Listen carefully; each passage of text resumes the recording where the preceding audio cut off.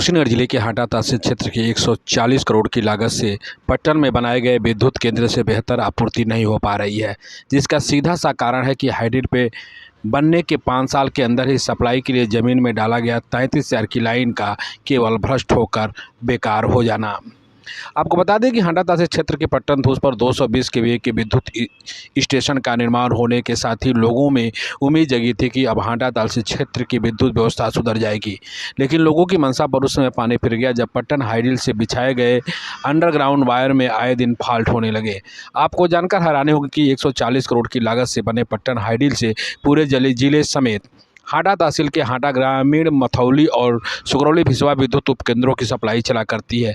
तीनों सब स्टेशनों के लिए अलग अलग जमीन में केबल डाले गए थे। जमीन में डाले गए इन केबलों की लंबाई 500 मीटर है। इन्हीं केबलों से जोड़कर तीनों हाइड्रो की सप्लाई चला करती है। अचानक एक दिन हाटा ग्रामीण सब स्टेशन का केबल जमीन के अंदर फॉल्ट हो गया, जिसको अधिकारियों द्वारा मरम्मत कार्य का जहमत न उठाते हुए मरम्मत कार्य न करा मथौली सब स्टेशन वाला केबल में जोड़ दिया गया। अब 2 केबल से 3 सब स्टेशन की सप्लाई चलने लगी। अचानक एक दिन भिसवा हाइडिल का भी केबल जमीन के अंदर ब्लास्ट कर गया। अब जमीन के अंदर कहाँ फॉल्ट हुआ है अधिकारियों द्वारा पता करना मुश्किल था, तो अधिकारियों ने भिसवा उपकेंद्र का भी सप्लाई हाटा वाले केबल से जोड़ दिया। हाटा के केबल से तीनों सब स्टेशनों की सप्लाई चल रही है।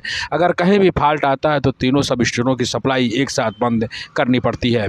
जाड़ा में तो एक ही केबल से तीनों फीडर की सप्लाई चल जा रही थी, लेकिन गर्मी आते ही सभी फीडर ओवरलोड बताने लगे। नतीजा कि मुख्यमंत्री योगी आदित्यनाथ के आदेश की धज्जियां उड़ाते हुए सब स्टेशन से ओवरलोड में अचानक से कटौती होने लगी।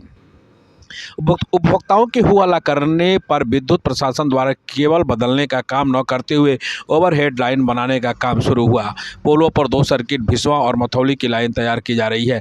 नतीजा कि भीषण गर्मी में हाटा तहसील क्षेत्र के तीनों सब स्टेशनों की विद्युत सप्लाई बाधित रह रही है, जिससे हाटा तहसील क्षेत्र के उपभोक्ताओं को दिक्कत तो हो ही रही है, साथ ही 43 डिग्री सेल्सियस तापमान में मजदूरों को भी काम करने में दिक्कत का सामना करना पड़ रहा है। आपको बता दें कि 220 केवी हाइडिल का निर्माण कार्य होता है तो ज़मीन में डबल सर्किट वायर डाला जाता है ताकि एक फॉल्ट हो तो दूसरे से जोड़कर जलाया जा सके, लेकिन ठेकेदार द्वारा डबल सर्किट वायर न डालकर सिंगल सर्किट पर ही हाइडिल की सप्लाई चालू कर दी गई थी। नतीजा कि 5 साल के अंदर ही ज़मीन में डाला गया सारा केबल फॉल्ट हो गया और दोबारा ओवरहेड सप्लाई बनानी पड़ी। इस विषय पर काम कर रहे डिस्ट्रीब्यूशन के जेई मनीष कुमार से बातचीत की गई तो उन्होंने बताया कि काफ़ी दिनों से एक ही केबल पर 3 फीडरों की सप्लाई चल रही थी। गर्मी में लोड बढ़ने के कारण तीनों फीडर ओवरलोड में चलने लगे। नतीजा कि सभी फीडर को 2-2 घंटे के अंतराल पर चलाकर इसी तरह विद्युत सप्लाई उपभोक्ताओं तक पहुंचाई जा रही है। उन्होंने कहा कि ज़मीन में वायर न डालकर पोल पर वायर लगाने का काम चल रहा है। इसके लिए 2 से 3 दिन का समय लगने की संभावना है। यहाँ से अभी वर्तमान समय में एक ही फीडर पे 3 बिजली घर चल रहे हैं 33 के। हाटा ग्रामीण और भिसवा मठवालगिरी है आपका और मथौली है।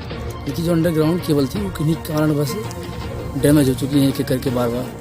तो अभी क्या है, ये यहाँ पट्टन के पीछे से आप देख रहे हैं यहाँ तक जो है हम ओवरहेड बना रहे हैं। इसमें ये होगा कि हाटा ग्रामीण की लाइन अलग हो जाएगी और एक भिसवा मठवाल की अलग हो जाएगी। अभी क्या है, वर्तमान समय में तीनों एक पे होने की वजह से लोड ज़्यादा आता है तो वो बारी बारी रोस्टिंग करके लोग सप्लाई चलाते हैं, वो प्रॉपर चल नहीं पाती सही तरीके से।